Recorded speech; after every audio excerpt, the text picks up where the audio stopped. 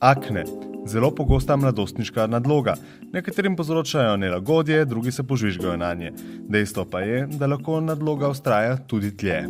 Opažamo, da tudi v odraslem obdobju ostaja kar precej ljudi, ki se jim te težave šele začnejo ali pa se podaljšajo iz pubertetnega obdobja. In ocenjujemo, da nekje 15% odraslih žensk ima težave z aknami in 5% moških.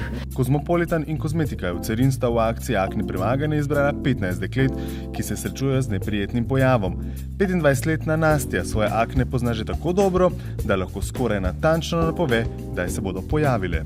Preglavice, ja, v tistem času v mesecu mi delajo preglavice, drugač niti ne, v bistvu imam bolj občutljivo kožo v smislu, če kaj tazga pojem, imam kakšno alergijo na hrano, se mi pol pojavijo ali pa če se kaj preveč dotikam obraza. Zelo pomembno, nad akne nikoli silo in praskanjem. Obravnavamo dermatologi tudi eno posebno obliko aken, se imenujejo akne ekskorije oziroma akne razpraskane akne pri največkrat mladih dekletih, ki v začetku niso kot same akne problematične, postanejo pa problem kasneje, ko puščajo za sabo grde brazgotine zaradi tega neprimernega ravnanja, neprimerne nege in zahtevajo zato mogoče neka dodatna zdravljenja. Zato na svet pustite delo strokovnjakom.